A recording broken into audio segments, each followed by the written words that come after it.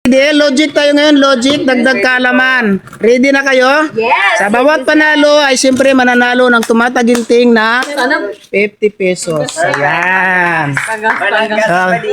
So, ready na? Walang gasang bading? Okay, question number 1. Kung sila Ana ay apat na magkakapatid, si Nene, si Nena, si Ria, sino ang pang-apat?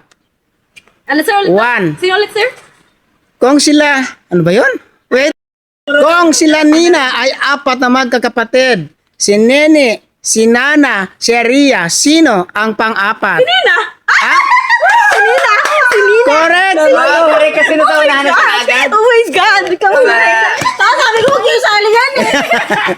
Okay, pangalawang tanong. Kung sumabog ang eroplano sa pagitan ng Maynila at Puerto Princesa, saan inilibing ang mga survivor?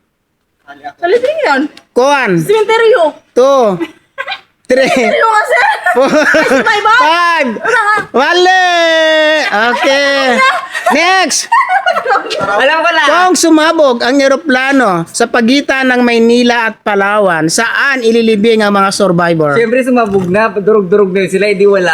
Mali! Oh, next. Ay, alam ko na. Kung sumabog ang eroplano sa pagitan ng Maynila at Palawan, saan ililibing ang mga survivor? Alam ko na yung sagot dyan. Ano? 1, Wala sir. Siguro? 5. Di ba nasagot mo kan nakasagot ka na? Si Renren. Renren. Sino? Kung sumabog ang eroplano sa pagitan ng Palawan at Maynila, saan ililibing ang mga survivor? Sa lupa. Sa lupa. Oh, mali. Mamay Linda. Kung sumabog ang eroplano sa pagitan ng Maynila at ng Palawan, saan ililibing ang mga survivor? Wala. Bakit wala? Ako na alam ko yung sagot. Explain mo bakit wala. Patay na. Ah, mali! Mali. Oh, di ba nakasagot ka na? Iba yung tanong! Iba yung tanong! Iba yung Pangalawang tanong, sa tanong na to. Pangalawa na yan sir! Pangalawa, okay. Pero kanya alam mo yung sagot. Wala, hindi ko pa alam! Kung sumabog ang eroplano sa pagitan ng Maynila at Palawan, saan ililibing ang mga survivor? Hindi nilibing kayo sir kasi buhay pa sila! Correct! Wala, kasandalan ka na! Kasi survivor nga, di ba? Ay, alay. Naka 100 na.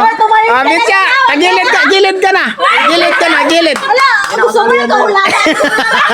Kasalanan ko, nabobo kayo! Okay. Alam namin Next. ka lang. Next. Okay, next. Sa bawat kanin, ano ang ulam? Sa bawat kanin, ano ang ulam? Ulam. Ha? Mali! Tabi! Sa bawat kanino. Sa bawat kanin, ano ang ulam?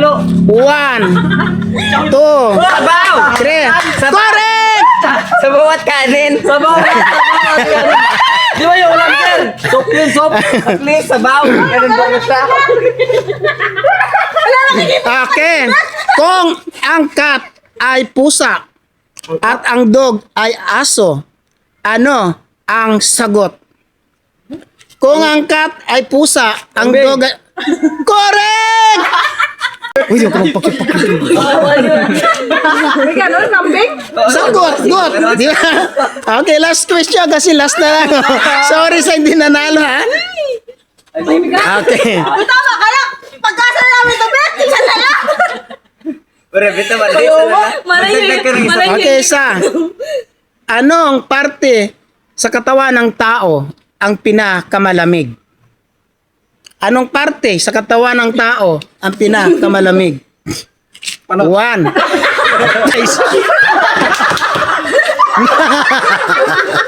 Okay, next. Sa parte ng katawan ng tao, alin ang pinakamalamig sa parte ng katawan ng tao? 1. Pawis, sir. Mali. Sa parte ng katawan ng tao, alin ang pinakamalamig na parte ng katawan ng tao? Tainga. 1, 2, 2, 3, Akin naman. 4, out. Alam ko na. Saang parte ng katawan ng tao ang pinakamalamig? Parte 1, 2, 3, 4, 5. Sorry. Aling parte ng katawan ng tao ang pinakamalamig? Nakaka-100 ah. Labi. Mali. Next. Anong parte ng katawan ng tao ang pinakamalamig? Pagpatayin siya. Mali. Mata, sir, ice. Mali. 1, 2, 3, Mali. 4, 5.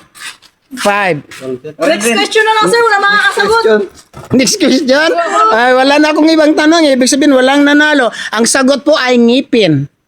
Bakit nagngipin? Kasi hindi nagtututbrush, nag-yellow. Di ba? Ay, sir, hindi naman. Okay na, tapos na. Babay na. Magpasalamat na yung nanalo. Thank you so much. Thank you so much. Magkano panalunan mo? 100. Sa'yo, 50. Ikaw, Zero. 50, sir. Kawawa naman. May isang tanong pa sana. May 50 pa kaya wala na akong tanong eh. Sorry, thank you so much. Mwah. Again and again.